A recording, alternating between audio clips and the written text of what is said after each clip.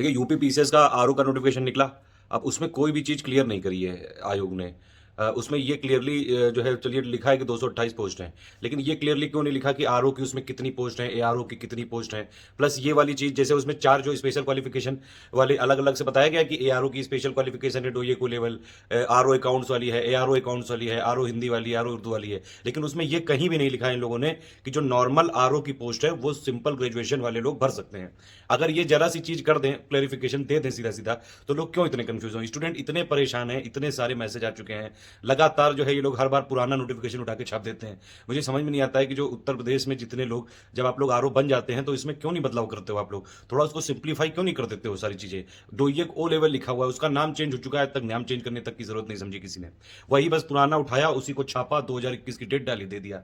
अरे ये सारी चीज़ें क्लियर कर दीजिए। मान लीजिए जो लोग 4-5 साल से भर रहे हैं या फिर जिनका नहीं हो रहा है, पुराने खिलाड़ी हैं, वो तो जानते हैं कि आरओ जो नॉर्मल वाले होते हैं, उनको कोई भी ग्रेजुएशन वाला कर सकता है, भर सकता है। लेकिन जो नए लोग भरना चाहते हैं, उनको ये समझ ही नहीं आ रहा है। आप ये पूरा नोटिफ़िकेशन पढ़ डालो, उसमें ये समझ ही नहीं पाओगे कि एक्चुअली आप भर सकते हो उसको कि नहीं। ठीक? अगर कोई बताएगा नहीं। दूसरी बात ये कि उत्तर प्रदेश आयोग जो है कभी भी आपको रिस्पॉन्ड नहीं करता है, चाहे आप मेल करो, बहुत अगर करता भी है तो बहुत लेट करता है। मेल करोगे आप जो है, कॉल करोगे तो उठाते नहीं हैं, मेल करोगे तो धीरे से जवाब देते हैं, बहुत जो है समस्याएँ हैं। इसके लिए ज़रूर जो है आप लोग कहीं न कहीं इनके बारे में लिखिए, आयोग को ये लिखिए और या तो मुख्यमंत्री जी की जो है जन सुनवाई पोर्टल में लिखिए, एक आवाज़ उठाइए कहीं न कहीं से। कोई चीज़ जो है आप लोग जो है अगर सा योगी जी बोलते हैं सारी चीज़ों में जो है सहूलियत कर रहे हैं, ईज़ ऑफ लिविंग लाने जा रहे हैं उत्तर प्रदेश की। अरे ईज़ ऑफ लिविंग स्टूडेंट की भी तो ला दो। अरे एक फॉर्म निकलता है, उसमें क्लियर लिखो ना कि 228 में आरओ की इतनी है, एआरओ की इतनी है, आरओ के लिए ये लोग चाहिए, सिंपल ग्रेजुएट भर सकते हैं, एआरओ के लिए ये क्वालिफिकेशन चाहिए। एक और समस्या सबसे बड़ी है कि ओ लेवल के समकक्ष क्या है, ये क्यों नहीं बताता है आयोग? 2017 वाले जो आरओ में बीटेक और जो है बाकी लोगों को, जिन लोग के हायर क्वालिफिकेशन थी, उनको ओवर क्वालिफाइड बोल के निकाल दिया था इन लोगों ने। अब 2016 में सुन रहे हैं कि उनको रिकंसीडर कर रहे हैं। ये क्या मतलब है कि किसी दिन जो है मूड में बैठे होते हैं तो ले लेते हैं, किसी दिन मूड में नहीं है तो नहीं लेंगे। बहुत समस्या है ये उत्तर प्रदेश में। जो मुख्यमंत्री जी हैं उन तक ये बात जरूर पहुंचाइए, आयोग के अध्यक्ष तक पहुंचाइए कि ये जो आरओ हैं जितने भी, ये लोग क्या इतना काम भी नहीं कर सकते हैं? एक नोटिफिकेशन को क्या सही सही तरीके से सिंप्लीफाई करके नहीं लिखा जाना चाहिए? मतलब इतनी मेरे पास इतने मैसेज आ चुके हैं, मैं परेशान हो चुका हूं बिल्कुल। मुझे ये देखिए, मैं आप लोगों से क्लियर बताऊं कि मैं सिलेबस का एक्सपर्ट तो हूं। मैं आपको उस वाले जीएस का और जो यूपी पीसीएस आयोग लिख के देगा जीएस का, उस सिलेबस को पढ़ के उसका मटेरियल दे के उसके वीडियो बना के फ्री में या फिर पेड करके मैं आपको सिलेक्ट करवा सकता हूं, लेकिन मैं इनकी क्वेरी को जो है नहीं सॉल्व कर सकता हूं। इतनी क्वेरीज हैं कि डोईएक ओ लेवल, अब देखिए उसमें लिखा है कि 5 अप्रैल तक अगर आप ग्रेजुएट हो। अब उसमें समस्या ये है कि कुछ लोग के एग्जाम हो चुके हैं, डिग्री नहीं आई है, तो क्या वो मानी जाएगी कि नहीं? कोई क्लियरिटी नहीं है वहां पे। सारी चीजें क्लियरिटी होनी चाहिए वहां पे। या तो आयोग को एक अपना कोई आरओ बैठाना चाहिए या फिर कोई अपना अपनी तरफ से रिप्रेजेंटेटिव बैठाना चाहिए कि भैया ये आपकी सारी क्वेरी दूर करेगा। नहीं होना चाहिए ऐसा। एक इतने हम लोग डिजिटल एज में जी रहे हैं, एक नॉर्मल से नोटिफिकेशन में आप जो है बदलाव नहीं कर रहे हो, आप उसको सिंप्लीफाई क्यों नहीं कर रहे हैं?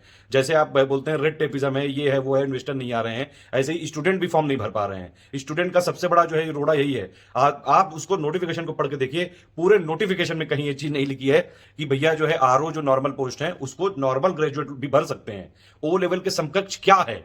क्या बीटेक वाले लोग माने जाएंगे? क्या जो ओवर क्वालिफाइड लोग हैं वो ओ लेवल में माने जाएंगे?